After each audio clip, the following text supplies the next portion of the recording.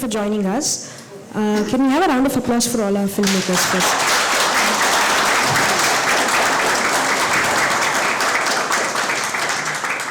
To begin with, because we have 4 filmmakers on stage, it's not going to be a very easy, free-flowing panel, so I'd like it if this opens out as a conversation between you guys and them. But here's a question to begin with, and it's open to all you guys. I'm very curious about the relationship between the people we saw in the films and leisure. And when I say leisure, I'm using the word very curiously, in the sense of how, in the first film, for instance, there's a lot of quiet in the village. And it's not 100% because of the pandemic. There's also other kinds of quietnesses in the film. In the second film, pardon me, sorry. In Area Boys, you have 3 boys again, and their relationship with leisure being discovered and explored in these different ways. You have something similar happening in Dictionary Mohan. And, sorry, I'm struggling with a bout of flu, and I hope the coughing doesn't interrupt it. I'm curious about how leisure functions in each of these 4 films that we have watched. And when I say leisure, particularly in Habba Haridina and Area Boys, I'm very thrilled by the idea that there are these 4 young boys who are holding a camera or a mobile phone in their hands and allowing life to pass by, while also trying to look at it in a very artistic way. So my first question is for actually Naveen, Tejaswi. I'm very interested with the idea of what happens to your imagination as a filmmaker and your imagination of yourself as a filmmaker when you're in your own village. And because it's not a film that can be casually watched without looking at caste as a glaring presence in the film, would you say that art, in some sense, interrupts caste? Because when I look at the film, and when I look at each of these films, I'm not able to separate the fact that I'm also celebrating you when you're holding the camera and directing the film. Your presence as an artist in the film is also very clearly there. So is that an exaggeration if I say art interrupts caste? What happened to you when you were holding the camera? Thank you for coming. I hope you had fun watching Habba Haridina, the first film. I've written and directed a film. Like all of my short films, I made like 4 short films now. All are shot in my village. Actors are my villagers. Cast and crew are my villagers. Now look back, it looks like we 100, maybe more than 100 of my villagers worked in all my short films. I don't know like exact answer for that question. You said like we hold camera and like let the life pass by. I don't like to stage the films, so I'll tell you how this film was like. I got the idea during the first wave of COVID. There was this video passing around which says like, our beloved Prime Minister has ordered for spraying COVID medicine through warplanes, and everyone believed it because there was a name attached to it, and they pretty much believe everything when a name attached. So it was like forwarded to like all the phones in the village, and the setup actually happened. Like they closed all the borders of the village, and they announced it like everyone should stay inside the house. So while working with my villagers, like I don't like to stage the scenes and shots. Usually like when I'm writing, like I already have someone in mind who is that character, and I just like write around it. So I just like I'll say like this is happening, tell what you can tell. I just like don't give dialogue. So they just like, so I always say this, whenever working with an actor, if you ask him to be angry, he acts to be angry. But when you act a non-actor, he gets angry. So like you get like a real emotion. So I just tell them like, this situation be like, do this, however you react. So I don't like, I just leave the camera somewhere. I don't hold the camera, like, I just try to be one among them. That's all, like, so again, like, yes, this is a celebration of, maybe like leisure, that thing, for like our villagers. Yeah, I don't know if I answered, but. Thank you. Sorry, I just jumped in on the questions without having the filmmakers introduce themselves. Could you each introduce yourselves first? Naveen, Tejaswi, writer and director of Abhilash.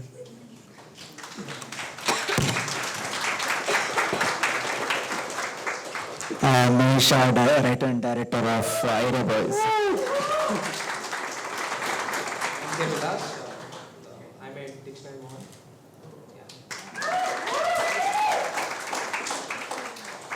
Ajay Tambe. I made Sanjay Kempadanta, an actor and filmmaker.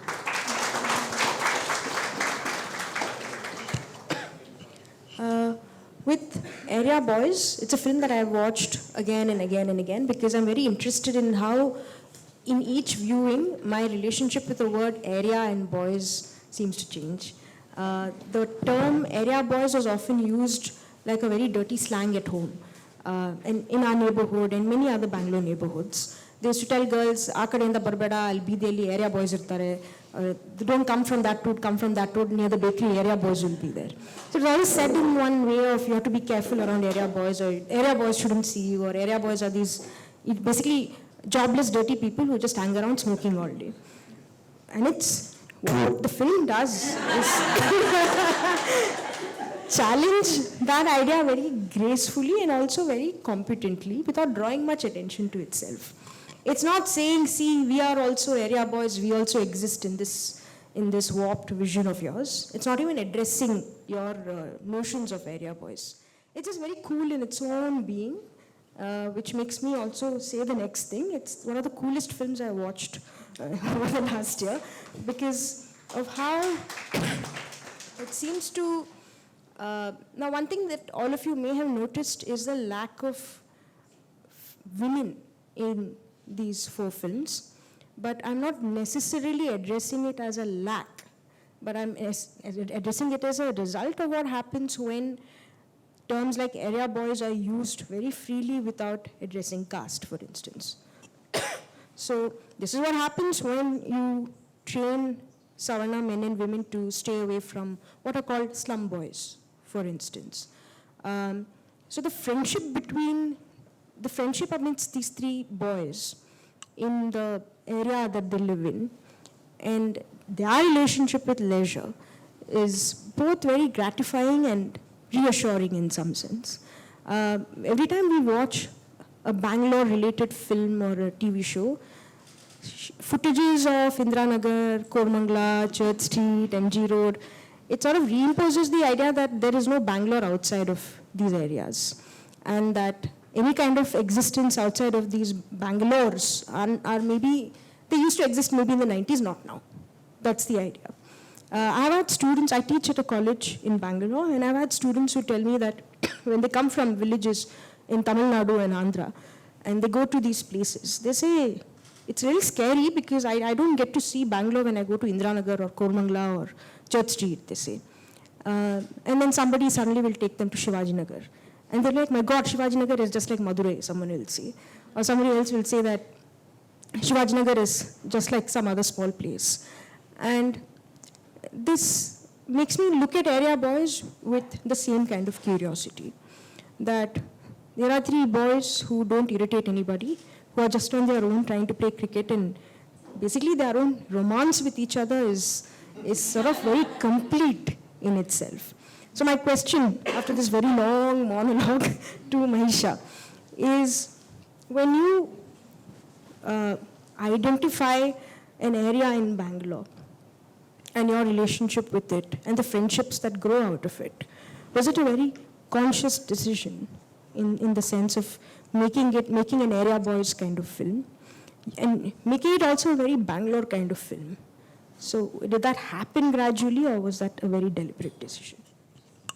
No, actually, it's a very conscious decision. Whenever I was watching movies based in Bangalore, especially, there's not a lot of movies which is based in Bangalore. A lot of people refer to Bangalore Days, which is a Malayalam film, as a, which kind of talks about Bangalore. Otherwise, it's all like rural Bangalore or whatever. And whenever Bangalore is represented, it's either, as you mentioned, Indira Nagar, MG Road, which is like elite part of Bangalore, or Malleshwaram Basangudi, is Malgudi, which is the Brahminical side of Bangalore, right? But even though I've lived in Bangalore for my whole life, I've never seen these places, right? Like when I initially went to MG Road or Kormudi, it was a culture shock for me, living in the city, right? Even though like I've lived here my whole life. So when I used to watch films, I was like, okay, I've never seen a film which like kind of shows the Bangalore I grew up in, which is like the majority of the Bangalore. This film is set in Yeshwanthpura, where I grew up in, but majority other places, right, will have the same vibe. Like there are people from other areas are coming in and they're saying, oh, that reminded me of my thing, but they're in from Lagger area or something like that, right? So it was a very conscious decision to kind of bring this in. Finally, like when I was dazed and confused. And that was the first time I felt like, oh, this is very similar to me. So how I pitched this to my actors was Days and Confused set in Yeshwanthpura. That was my this is for the actors. And I made them watch it. So some of them haven't seen it. Pasha Bhai never watched it, obviously. So, so even when the Area Boys is referred, right, there's a lot of like, the primary word comes in is like kirik and all that. But the mundane parts are more interesting and more, for me, like the silent part are more romantic in front of the intimacy between the three. That is more interesting to me than the kiriks and other, this thing, yeah. Thank you. I have a question, but I'm not sure how to phrase it for you. So I think you should just take the mic and tell us how the film was made, what you had in mind, and tell us everything you can about the tree, the plant, and the dogs. I love the dogs. So I was interested in this dictionaries, right? Like Hindi to Tamil, Kannada to that kind of dictionaries, right? So I found them fascinating because like language is like a product of culture, right? It's let's say I think I keep giving the same example everywhere, but somewhere in the North Pole, people have just one word for green and like many words for color white, the shades of white, because they don't get to see the green color that often, right? So like this kind of dictionaries, right? It's like finding something common between two cultures, right? So I was interested in that part of dictionaries, so that's why the dictionary part came in. And the second part is the whistles, right? So more than whistles, I was interested in this language getting endangered or extinct. So I'd seen a documentary, it's NHK broadcasted documentary where there's this two tribal men, they get lost in the Amazon forest. Basically they come out of the Amazon forest, right? So basically what happens, like the Brazil government is trying to like communicate with them, but they can't understand the language. And those two guys, this happened, okay? Like it's a documentary I saw. So these two guys are not able to talk with this government, like the officials. So what they do is they bring these two tribal men and keep them in the rear. Okay, so things go peacefully, but these two guys, right, they're not able to learn like the Latin American language or anything. It's just them two communicating, eating the food, that's it. So after like 5 years, one of the guy dies. Okay, right? So the other guy lives for 5 more years, but think about it guys, he's not able to talk to anyone. Right? He's just alone in his world, only he can understand his language. So that's where the whistle part came from. And actually, I think you might have seen on Instagram, like there is whistle language in northeastern India. There people have whistle names. Like they're tone sensitive. They can like find out who is who by whistles. That was the whistle part, and the apple tree. I think that's the childhood trauma that our parents gave. So I think the film started with the plant actually. So I wanted to like make use of like what if this actually happens, and the plot came from there actually. So that's how the whole story was built. Yeah, I think did I cover everything? Yeah, dogs, yeah. I don't know, like, for some reason I was talking to my friend, I don't know where is he, I think the guy who played Shekhar as well. My previous film also, it had like a hint of the cheating and adultery thing. And this, it got emphasized here. I don't know why I keep, like, I'm kind of scarred, why do I keep doing this? So, I need to like have some psychotherapy or something, manage my dreams. So I don't know, it just came. And I think the dog scene brings the whole plot together, how important the language was, right? And he's a bloody doctor, right? He should know more than anyone else. So, yeah, that's where the dog, it's a subplot basically. Yeah. But it looks like that was the main part for me, yeah. I'm just very thrilled that we have our own Gabriel Garcia Marquez, who there is in one of his stories, there is a girl who looks at her cat and is very sad one day because she thinks that the cat is more beautiful than her. And then she says, I want to live inside you. And the cat says, okay. And the lady starts living inside the cat. It's called Eva Lives Inside the Cat. That's the story. But I'm puzzled because these are things that we grew up hearing, no? Like, don't eat watermelon seeds, watermelon tree will grow out of you, or don't eat apple seeds, this will grow out of you. I'm interested in the creative spark that this has produced because the things that we heard in childhood are often the things that make us or break us in some sense. But we now have one boy amidst us who's held on to something that he's heard in his childhood and has done something with it. So I think that's spectacular. Thank you. In Sanjay Kempadante, the landscape in the film is what caught my attention in terms of the room and how little it explains in terms of what has happened and what's gone wrong and what's gone right. There are some bits that are too detailed, and so detailed in fact that you feel like you don't need any other explanation. Things like the keypad on somebody's phone or the word Shakespeare spelled out so clearly for you, what the bathroom looks like and the sound of very clear water that drips. And the small matchbox-sized room with just that one mirror. And then there is this event that happens in the most non-eventful kind of way also. So I have two questions for you. Who is Shakespeare? And the shooting of it all in terms of how it moves from, how it doesn't seem to leave the room at all. We are on the terrace, and then we come back into the room, and then we go to the bathroom, and then we come back to the room itself. So I'm interested in these two things.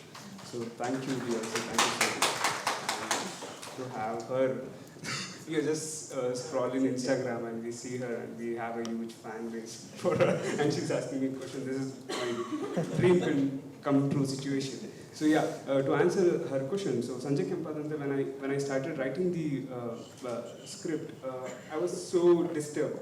I was going through a lot, and when I just research and search about this rape culture, and there was this all conversation going around with Arjun Reddy. So for me, I felt disgusted about thinking about this thing. And I just wanted to put this character, like this happens after the violence, and I just wanted to go into his inner turmoil, what's going in his head. And I just wanted to put him inside room, and I just wanted to test his masculinity of style and how he breaks out. He just wanted to break out. So I just wanted to put that. So to answer your Shakespeare questions, I come from the background of theatre. So something was going around with me. So I was doing theatre back there when I was doing degree. So I just wanted to have a conversation around that. So I wanted to put the mirror in that. So for me is to put this character in a room and in front of a mirror to see his own thing. And for me, I believe in art, the nudity comes with rawest of purity of his emotion. You know, the nudity is for me, it's full of his emotions coming out.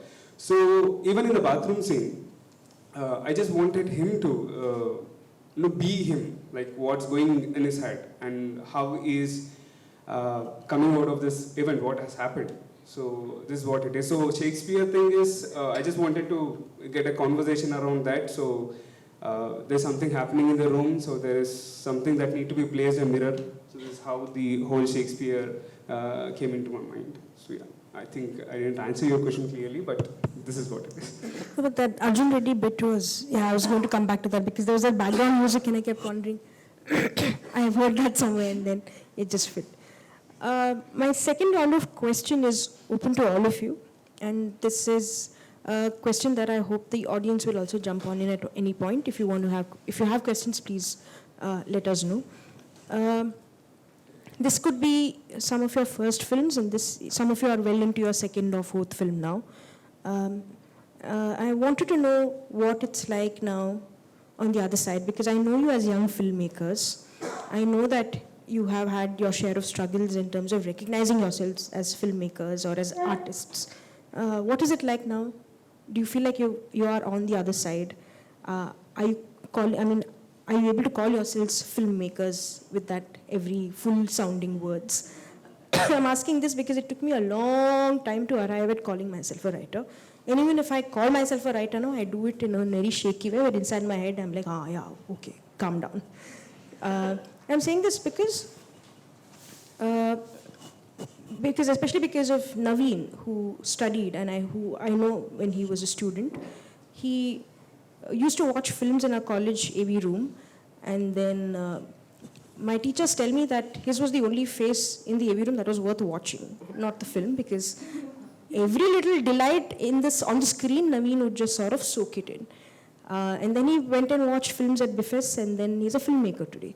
I'm very, very curious about this journey and all your journeys. What has it been like? Do you feel like you're on the other side? What do you want to do in the next couple of years? Tell us everything. I need one day to tell. So, when I was in my village, I used to watch very less films. The films I watched mostly are during village festivals. They used to rent on TV and VCD, and they play 3-4 films in a night. So there's a temple. They light a lamp in the temple, and they make sure it continuously light for 1 month. So every house has a turn, shift. So whoever had night shift, they want to bring the TV and stuff. So I usually women in my village used to go to de-asking Arekanet in the night. So they used to watch first half of the film till 8 o'clock, 9 o'clock, then they go, and some uncles and used to come and sit, and they used to watch the second half of the film. Then everyone used to go. I used to stay there till second, third film. Then those guys would be like, please go home, we want to sleep, we're searching of the land. Then my house is a little far from the temple. I used to take one kambli and put it and just run away. I didn't want to be caught by any ghost. Because those kind of films we used to watch, some, films with devatas and stuff. There used to be some ghosts, so I was scared, so I used to run away. So, as I was the first one to go to school in my family, I was kind of good at getting good marks. Then they sent me to a school in town. Then I slowly started hearing new sounds, new visuals and stuff. But I didn't know I was interested in film or something. Because the place I'm coming from, they think filmmakers are bad. They're the people who are out of affairs and stuff. Affairs, yeah. So in newspapers and TV channels, that's what they show. This guy's having an affair with this. So my mom was very scared when I said I want to become filmmaker. So then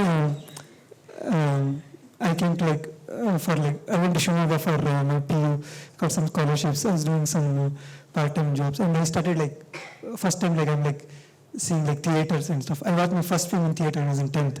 It was a pretty bad film. It's called Bodyguard. I went to Shimoga. I was excited for state level quiz. So district level we finished first off. Then we had time. We were so excited because there were theaters. I went to theatre. Then I came back and told the same story for 2 days to my brother and sister. I think I kind of started liking films there. Then I came to Bangalore. My parents wanted me to be a doctor engineer. I got like good marks in CET too. I was like some 7,000 ranking and all. But I'm like, I don't want to do some mainstream thing. Then I don't know what to do next. So I thought, I'll do science. I was pretty good at it. That time. So I came to Bangalore. Then first I started watching films to learn English. So I came to Bangalore like, all I know is what is your name? And I tried to imitate Bishop Cotton by saying, what's up? Yo. And my Shimoga accent with this English sounded so bad. They used to make fun of me all the time. Then I was like, I should learn this language. And I was like, I can't make like friends with anyone. Like very less people who know Kannada. If they start conversation in Kannada, but continue in English. So I'm like, oh, I should know this language. So I had this phone. If you like clear all the memory, I used to get like 1 GB to like put in things. So I used to get 720p pixel English films with English subtitles. I used to watch one film every day. That's how I started. Then English department started showing films. So English films I watched all are like IMDb top 250. My aim was to finish all 250 films in first year. I hated Christopher Nolan. Such bad films.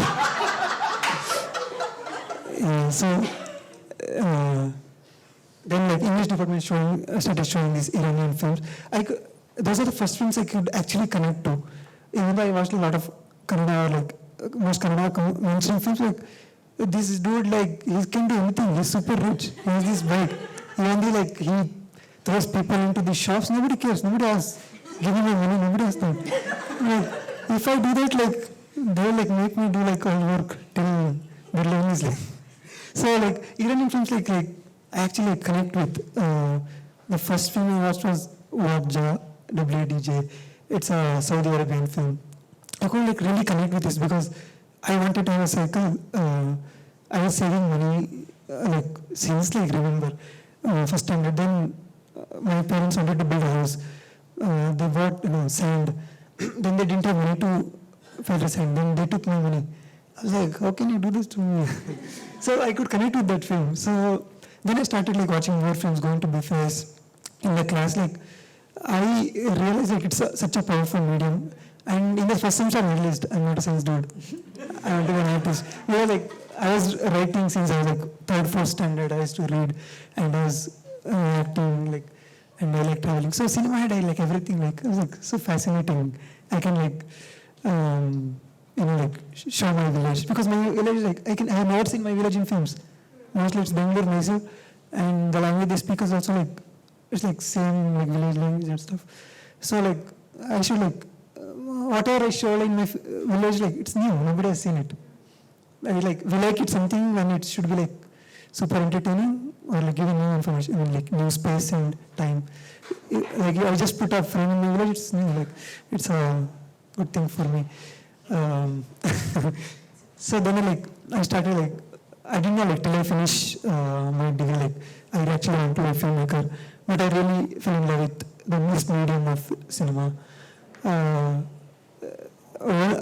never like thought I want to be a filmmaker, but my friends around me thought I want to be a filmmaker. They were like asking me, so are you writing something? You're going to make a film? I never thought of it. I was just interested in film. So then I started making short films. So now like people say, oh, you made films with your villagers, it's cool. And it was not cool. I did it because I couldn't hire the trained actors.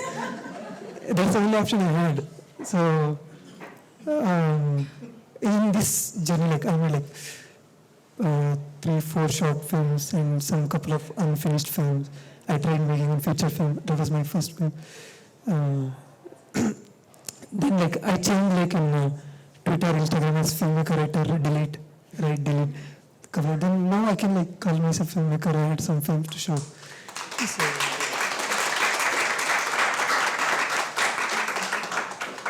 my villagers think I'm a serial maker. They call me Dharavai. So they don't know what a short film is. They know either Darshan Sudhi films or serials. So if I'm shooting something, they say, we're making a Dharavi. I said, okay. So for them, I'm a Dharavi maker. I call myself a filmmaker. And now that I'm like making a feature film, like I'm a little confident, like I can call myself a writer filmmaker.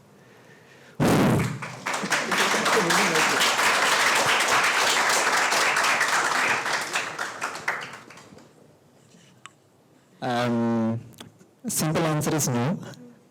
I do introduce myself as a filmmaker, which I've been trying to.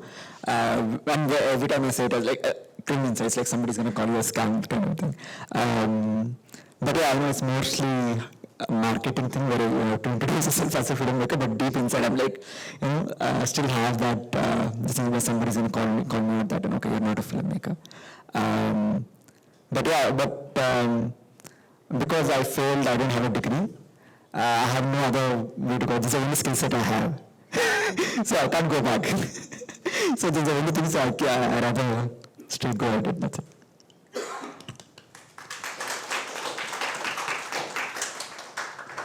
So mine, more than filmmaker, I just call myself like audiovisual artist. So that's my thing, because I love images. I just don't do photography, that's it. Apart from that, I make music as well. So I love sound designing. And visual also, like most of them, like there are a lot of stop motions, if you have seen, right? From house to the hospital. I like doing this kind of stuff. Sometimes I start the film with that and build story or that. I want that scene in the film, so like. So it was like that before. Now I'm like a little professional guys. So yeah, I think I'm more like a visual artist than a filmmaker. For me, it doesn't matter if I make a feature or a 2 minutes film. I just want to make films. I just want to put out my ideas. That's my. The scene that I thought I should mention, but I forgot to talk about was, I think it was Ashit in the film who says there was a bathroom, there was a mirror only in the girls' bathroom, and then the boys conspired to do something with it. It was a very interesting moment, and it seemed like for a while that the rest of the film would be based on that. But then you just stole that moment and you just said, Tata, bye bye, screw all of you, I'm starting something else now, which is fascinating to watch. So to go back to what you said about you're a sound guy, there's a lot of that in the film as well, which I found very interesting. In terms of this, when you're just staring at the dog, and there's also these sounds of Bangalore that are just sort of passing you by. The drowning sounds, yeah. Could you tell us something about that? How did you pick these sounds? What did you do with them? So actually mine, I stay in the Malleshwaram, outskirts of Malleshwaram. So it's called Pipeline Road. So it's a very noisy area actually. I mean, I am already attuned to it. So if anyone new comes to home, right, like, dude, where are you living, right? They say that. For me, I'm used to that sound. But if I take a break and come back, right, there's that buzz sound all the time. There is one, there was a factory before, there's a garment factory. It looks like a house, but inside it's a garment factory. So it always has that sound. Like, for me, if I sit in silence, right, I go mad. Right, I'm adjusted to the chaos actually. I think it's the thing with most of you guys. I don't think you realize that unless you're like in some living in mountains or something. But so that's where the drowning sounds came. Like, I'm very interested in that harshness. I mean, even there's a genre of music now. It's noise music. People like listening to noise. So I'm also one of those guys.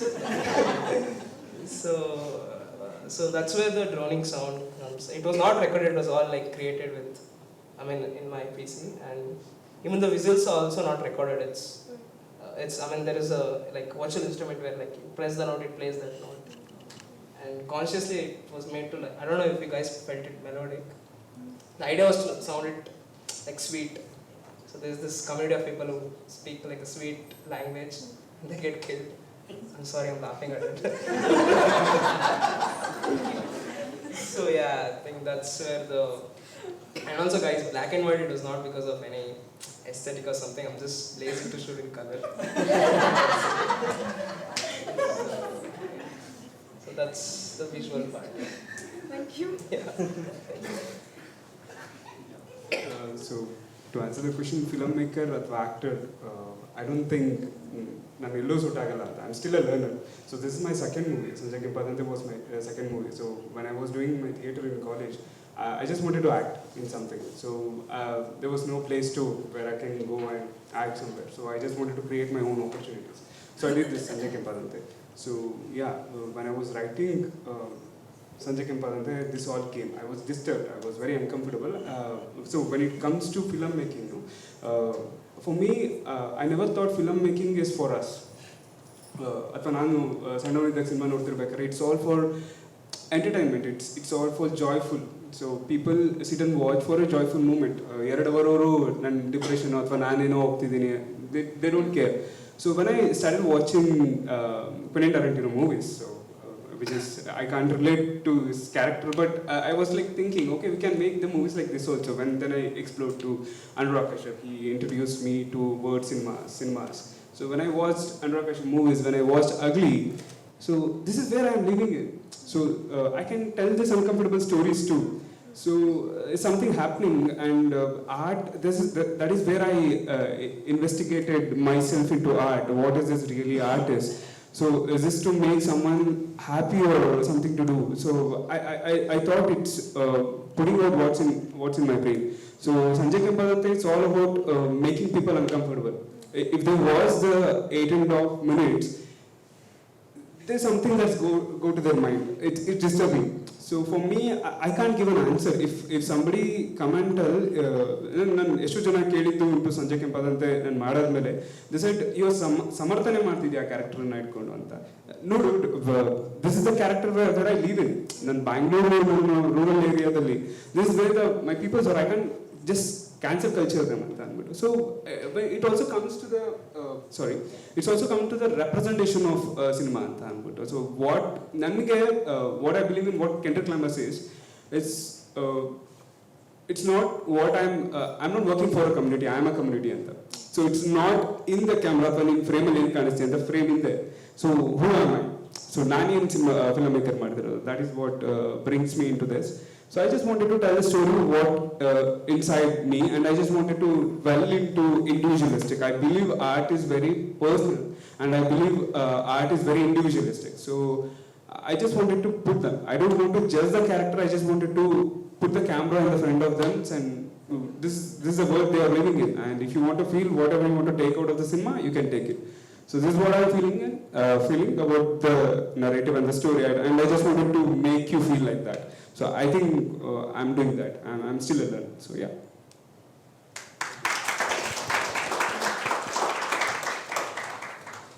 I think we are open to questions now.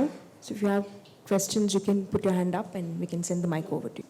You didn't tell us what was next. Next. What are you working on now? I want to make films in the commercial label space.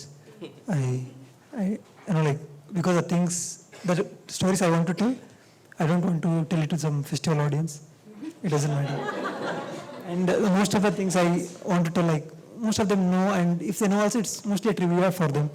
And also I find the commercial, like, so I feel like every country has a slightly different film language. So in countries also, like, every state has different, slightly different, film language. So the film language with songs and fights, I find it very powerful. I want to, like, tell the stories in that medium and reach to, like, more people. And currently I have written a feature film. This time it's set in Bangalore. Yeah. If people ask, I'll say it's my love letter to this city. So I'm like, now I'm trying to find a producer, like, I have meetings and stuff. Next, like, I have, like, stories from, like, my village, or, like, pakka fights and songs, stories. And, like, I like that medium, like, it's powerful. Right now, I'm a filmmaker. I'm making a feature in some months. So I'm thinking of multiple projects, but the thing is, Area Boys was supposed to be a web series, and then I took one episode of it and then decided to make something, like, in one day, just to test it out, because I haven't directed anything for a very long time. So I was, like, losing my confidence if I'm a good writer or not. So that's why I went in and made this film. So hopefully I can, make the web series. which is going to have the same vibe, aesthetics, and laid-back vibe. That's the thing in a couple of other projects. And with Neelavarana as well, I hope we make more films. These films were already made, and then we decided to present it together. It's very rarely you see bunch of filmmakers together and present those films presented together. So hopefully we can make more films from Neelavarana, like we are making other music videos and other different kind of art forms, right? And we'll have more women and core filmmakers and artists of all form in Neelavarana. So when we do present it next time, so we have more diverse, more interesting stories. So, I'm working on a new short film. I'll be shooting it next month. So mine, like I told you, I keep jumping from one thing to other. I make music also, right? So I'll be doing that as well whenever I'm bored. So I do 3D. I'm started doing 3D art now. So I'll be doing that as well. If I get bored, I can write poems as well. So it's based on my mood. Like, but currently now I'll be making a new short film. So I'll be just creating. That's my goal. Just keep going and get a job. Also. Thank you. So I'm still working. So I'm working in a corporate. So other than that, I'm writing. I just wrote a script called Kali. It's need to flesh out. I need to rewrite on it, and I'm also planning to write some other short stories. Yes, I think there are a couple of questions here.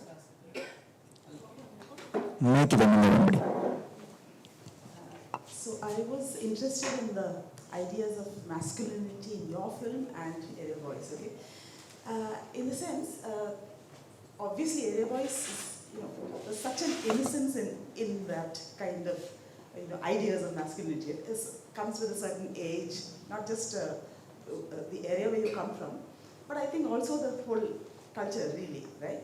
And the joke at the end. Actually the wrong girl, she's somebody who's in some other bus. That's the idea that I got, right? That finally it ends that way, right? It's, no, she goes in some other bus and she plays some other game. So actually it's only the idea of romance, right? You're in love with this girl and you sort of wait and one girl can be another, So that vulnerability is really completely charming. In yours, the violence is there, but the point is there is also vulnerability. So when he looks in the mirror, he wants to be this man, but then at the same time he wants to cry and, that whole tussle between the two. So I like the way, this comes in both, right? Although it seems to be contrasting, I kind of like that. Yeah, in my film, like one scene which I encapsulate all that is that parota scene, where he does says like, oh, that girl eats pizza burger, we are here eating parota. And it's a reference to a lot of other films which do have that dialogue. And this is version of women in their head, where like they only eat pizza burger and they don't eat mudda saru, right? Like again, that's like because again, as like there's a lot of little interaction with women, and there's version of there's a couple of friends of mine who never got into a relationship because like they think they have to kind of spend a lot of women. And again, there's this class thing as well, parota burger and all that, and again they do actually the story actually happened with a friend, very close friend of mine. He waited for 3 years and then when he actually went and talked to us, he's like, I don't even know who you are, Papa. So yeah, I made a film out of it. He likes it, thankfully. I met another friend who was saying, I'm actually afraid right now, like, because I think you're going to make stories out of our own life and everything. I have to be careful what I share with you. But even that's a very common thing they do. They never make an approach. They go and talk to, they have crush on this one girl, and they call it love, and then spend 3 years on it, and then somehow they get the courage, or they get married, get the courage to kind of go and propose to her. And after that, when they eventually say no or something, and then spend the next 3 years saying that life will very mature, and then spend the next 3 years on that. So, yeah. So thank you for the question. Actually, I'm ಖುಷಿ ಆಯ್ತು ಅದು ನೀವು ಕೇಳಿದ್ದು. Like a lot of them were not getting what I was trying to tell out. So ನನ್ನ ತಲೆಯಲ್ಲಿ okay, at least somebody is getting it. So yeah, most of the answer, like ನನ್ನ ಫ್ರೆಂಡ್ಸ್ಗೆಲ್ಲ ತೋರ್ಸಕ್ಕೆ ಏನು ಮಾಡ್ತಿದ್ದೆ ಮಚ್ಚ ನೀನಲ್ಲಿ ಅಂತ ಅಂದ್ಬಿಟ್ಟು, what is that ಅಂತ ಅಂದ್ಬಿಟ್ಟು. So yeah, that was my whole thing. I just wanted to put the character.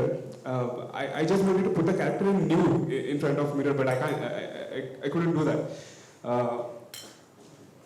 But yeah, the whole question was like we have this masculine style, even the Gadi, Royal Enfield Gadi, there's also plays this casteism play agitadರಲ್ಲಿ, like stickering ಇರಲಿ, like outro ಅದು ಇದು ಅಂತ ಇರುತ್ತೆ, and what he's talking about and how he's looking the other friend also. So he can't cry in front of that friends anta anbuttu. So he just wanted to be in that room singly. So he's trying to aga explore agtane anta anbuttu. So that was my whole idea was yeah.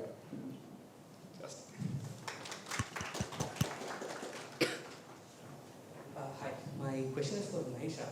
So I can draw a lot of parallels with Paranjit's Atakati. Right, I don't know if you've seen it or if I haven't, unfortunately. That's the only part of the film I haven't seen. Okay, so the thing is, my question is, as soon as the film got released, the film was immediately deemed controversial because there was Ambedkarite imagery. Was it like a conscious choice that you, was it like a resistive move, or was it like, no, this is how my life is, this is what I'm going to show? Was it like that for you? I recently got called cheap coffee at Paranjit, which I take as a compliment.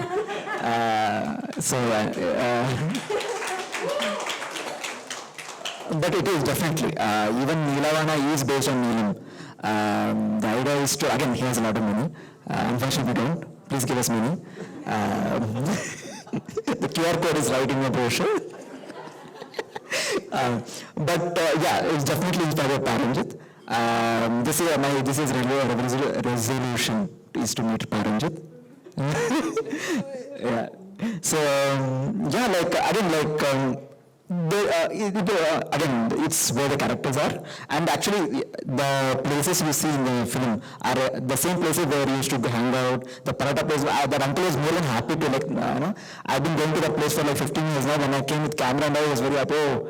You came with camera and you're shooting. And I went there like last month, and I was like, are you shooting anything else? Come and shoot. That's why I could pull it off in one day, because I knew the locations. And then that plays a very important role. So Malleshwaram, that Ambedkar statue you see, right? It starts exactly after Malleshwaram ends, and then the Ambedkar colony starts. And then even in the narrative, there's a lot of things where he says, MA's college, she's from Malleshwaram. There's this caste angle, which is communist that came out of class and caste. The caste angle is there. So even narratively, when they're passing through all these places, right, after they pass out the Ambedkar statues, like I'm saying, they're moving from the Bahujan area to upper caste area. So it is definitely imagery, it's a very conscious choice, and it also plays a role in the narrative. I have one more question for Naveen. So I also write, I try to write. I didn't live in a village, I was not raised up in a village, but I grew up in a town, and I had visits to my village. Maybe I could relate with that fat kid. I could relate more to him. So my question is, right now when I'm trying to write something, I'm not able to, my stories are from now, right? Like from my life that is happening now. Is it a conscious choice that you want to write stories set in your village and of a different period? I believe that you're imagining yourself as a kid when you're writing it. Or is it natural? This is what I wanted to tell, and that's what is in your head. What is it? Like, is it a conscious choice to tell those stories, or is it naturally coming out? Most of my stories, like short films, like they came from some real incident happened. My previous film Bidugade, it was like based on like my childhood experience with caste. This one, like I saw this video, and like then I asked my father like what all happened. He said, then like I was like thinking how I would have reacted to it. Like, you know, like usually parents like don't go there, right? So if like nobody is going to watch you, like you do anything you want, right? So I started thinking that way, but I don't like, plan like writing. Like I just leave the idea in my head like for some time, and some story will come like with all our like memories, things we heard, things we saw, everything. It will come at them. I was like, I don't like our stories like, because that's the life I have seen. My village. I came to Bangalore like in 2014 to study. Like we are like strongest memories in childhood, right? So like all my story is like coming from there, like the life I've seen, people I have seen, like that. So now like some of things I'm writing, like it comes from like my time in Bangalore. This feature I've written, like it's from the experience of like my life in Bangalore. Like so like I think like we can't really plan writing. We just have to give time and like think about it. And like if you're making a film about one shirt, say, so you just like keep on like thinking about shirt. Like our subconscious work, like, if you want to buy a shoe, you're gonna see people with like a lot of color shoes. Our brain like starts thinking that way. So stories also that way I feel. If you like have an idea, like we start seeing everything with that lens. So our like the windows and mirrors that we had in our childhood are now, those gonna help us like to like make it into a narrative. I think you just have to give time. Yeah. Thank you.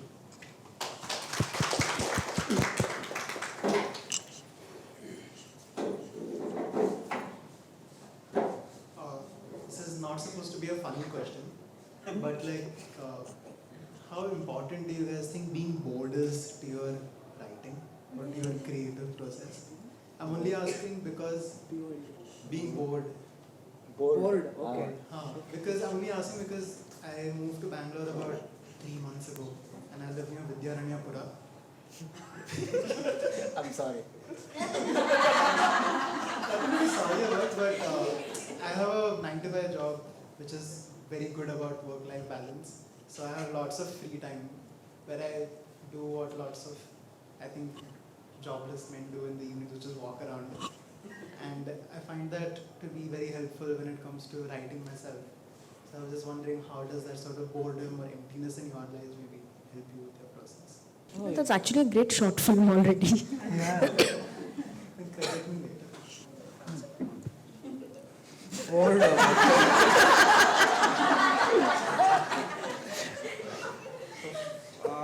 For me at least, I need to be occupied when I'm writing. If I'm bored, I go mad. So I think it is, I keep talking to my friends as well, like empty mind is a terrorist workshop. It was like written for me actually. So, but my characters are like bored people. All the films also, you see my previous films. So for me, I think I'm not the right person to answer it. I don't know why the mic is. But yeah, I'm very anti-boredom. Yeah. For like the ideation part. Yeah. I think so. Like people think I'm lazy because I'm not doing like any like like going there, going to party, those kind of work. I just like to sit at my home. Like I go to my village, like I just like sit at my home. Like it's like so they say empty mind is Neeli workshop. That's where the stories are good. So you see a lot of things. You like in this era we consume a lot of content. Basically, it's information, right? So you open your phone, seeing like 100 reels, so like 100 things are going in your head. So like that. So I think for me at least, stories are like they're kind of like a product of like everything I heard, the people I talked to, the things I read, the things I watched, the things I traveled to, all these things I feel. So you have to like make a choice. You should make a choice. I feel like what kind of content you have to do. Also like the one thing that which helps the most is like talking to people. It's amazing. Like people love talking. Mostly like most of us love talking. Nobody wants to hear. So when you when you go and ask someone one question, they want to tell their whole story. So like and we have this information. So just like don't do anything. Just sit. Like a lot of people is we overthink scenarios, shots, scenes. So like, that's why like story. We should be like boredom is very important at least. I like to like when I go home, I just like to have one like nice lunch and just sleep on the floor, like listening to one bus going like there and one chicken making sound and so like I think it's beautiful. Like the stories are bound there for Middle East. I think if you see area was like the primary theme of the film is like it's doing nothing. Right? It's a weekday, she's in college, but these guys are just hanging out the whole day. When I failed in college, like I was just at home. I used to wake up at 2 a.m. and my friend who used to go to college would come at 4, and we'd go to the same park at the end and just sit there because we didn't have anything to talk to. I have nothing going on in my life. But again, like I think the good friendship is when like you can spend a lot of time doing nothing, and we did a lot of time doing nothing, and it's kind of a ode to that, where you did nothing, and the film was born out of that boredom. While creating, I consume a lot, just like I just consume a lot of things in different medium, and then I go to the phase where I cannot do anything. I would get most of my idea either when I'm taking a shit or while riding my bike. Where like I think that's the only time where like my ears aren't occupied or something like that. At late at night, so where like I'm in a position where like I have nothing else to do. So I think it's the whatever I've been consuming that just comes regurgitated back into some media. So yeah. For me to answer, I completely understand where you're coming from because I was being that person. So to answer your question, so I was just rid of the boredom. I just wanted to do something. That's how Sanjay Kempadante come. I think it also goes around with, I don't know why I might be overthinking, but it also comes with the capitalism playing around with us. Like what we think bored is somebody's not be bored. Like it also revolves around, it's about individuality. And it depends on the individual person. I don't know. Like seeing, for me, watching YouTube and seeing a lot of interviews, it doesn't mean I'm working. For me, is that working? I'm giving something work. For somebody, it might sound like you're just like killing the time or you're just bored person or something like that. So I think I really don't know how to answer that question. But yeah, that's my answer. Sorry, I also have another question for you. When you were watching the films, what were the sort of questions that were coming into your mind that you may want to direct towards the audience and not necessarily to the directors? I watched the films independently, and when I watched it together now, taking off from what Sikimina said about masculinity, I'm very pleased to be watching films like these at a time when masculinity seems to be understood and acknowledged only as toxic. And that the word toxic masculinity is used so much today that even before you address romance or desire, the idea that this is toxic, because it's an overused word, like almost every other word we use today. So it's very reassuring to watch a film like this that is showing you a side to masculinity that we are forgetting more and more. In friendships, I mean, even in all these 4 films, that was a central theme in some sense. Friendship, boys talking to each other, and this simple act of putting your shoulder around somebody and going for a walk. That image, I think, is very important to remember. So I'm very glad to be able to watch this film at an age where the only way to talk about masculinity or romance these days is to pick on the word toxic or triggering or trauma or again and again and again. So yeah. Thank you. Do we have any more questions? Okay. So this is a very complicated question, okay, in my head. So I wanted to understand what was your creative process for Abhilash. Yeah. Before you zone out in the like. No, sorry. Yeah. This is where he gets his ideas when he's zoning out. I'm sorry. Yeah. So so I wanted to understand what was your creative process, because to me, my opinion was you brought a bunch of relatable things that happen, like the seed growing in your stomach and the fact that the boys' washroom doesn't have a mirror and things like that. But I understand there's a central, the language storyline that's happening. And I understand that you needed to kill this person because of the documentary that you, watched. And you wanted to show that now this person's left alone without a medium to communicate, which is so important as humans. So what made you, let me use an example, what made you think, okay, I need to kill this dude. Okay. Let's try this example, planting the seed in his stomach and that growing and all of that. So what was your creative process when you thought of these things? Was it that you thought of the story and you're like, I need to bring in these different things? Because it is also a reflection of you that I understand. Because you said that when you're like bored, you move from like this to that to that. So is the whole non-connect was the word disconnected things, small subplots. Is it a reflection of like your what's happening in your mind? Correct. So actually, even the genocide part, right? I didn't have any intention of making a political comment or anything. So that was it came as a plot line. I'm more interested in stories. Like you told it, bringing things together. That's the part I love. That's the craft I like. I just workshop it. Like I walk around with a Saraswati on my neck. So I'm that kind of guy. I love storytelling. So even the genocide came because like after 4 drafts, we didn't know why he wanted to learn Kannada. Right? Why does this guy want to learn Kannada, right? So we had to like kill him. Not kill him. Not kill his entire. Kill his community basically. Why do we need to kill his community? Because I mean there is like things like ethnic cleansing happening, right? And I like if you talk to a small kid, right? Like people are discriminated based on like skin color. It's a very silly thing, right? If you just see without any political context, and this guy is eating chicken, let's eat him. Like the discrimination is like very silly kind of thing, right? So I use that whistle. It's melodious, so let's kill them. right? It's a silly thing. So I think it's my brain. It just puts me in that direction. But the killing part for this guy, right? The dictionary guy, the apple. Sorry, Mohan.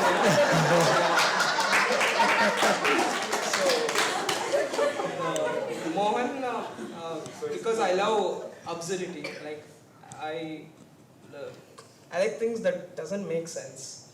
Yeah, right? because the next question was, how did you deal with people telling you, what a weird movie, bro? Yeah. What is this? Correct. Actually, I don't because okay. Small backstory, I'll give you guys. So this is like a first world problem. If you guys see the story. So like when I was a kid, right? So my dad like didn't allow us to have a cable TV because I was not studying, right?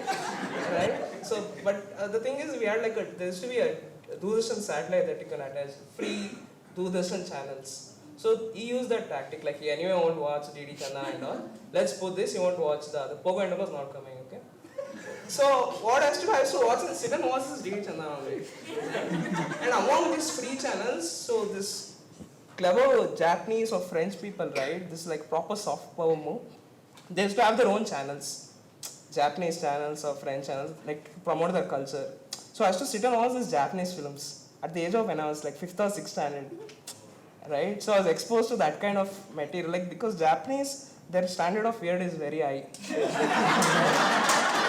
Right, so because they're isolated from the world, like after World War II, right?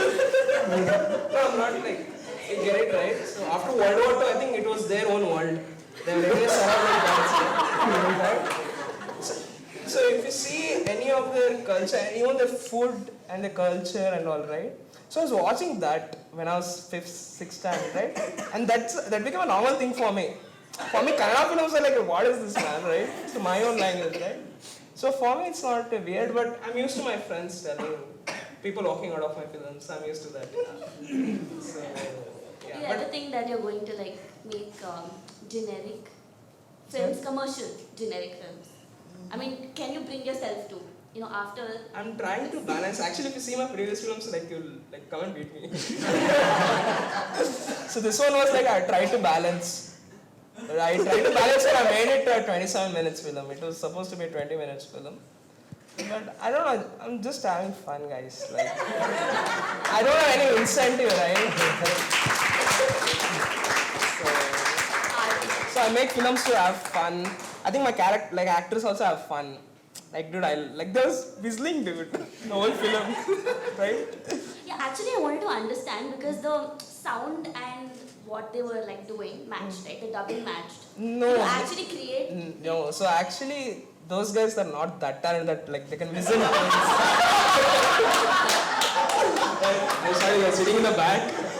But we tried doing that, like whistling. They only generating the tune, but it was like it was coming out very bad. So the whole shooting, if you see the raw clips, right, is just doing that.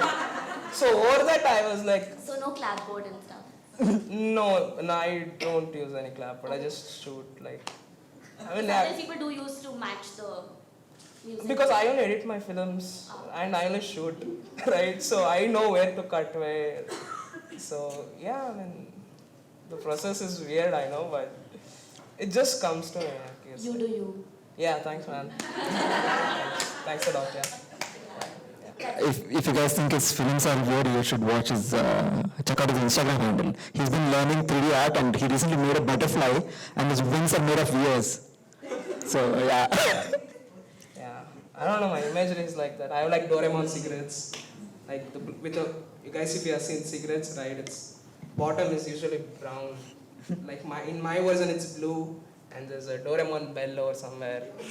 So if you like, I know, I like this kind of imagery. Yeah. When I share your posts in Instagram, people ask me if I'm high. Yeah, I get that a lot, man. I mean, people watch my film sober and come out high, so yeah, I mean, it's just me.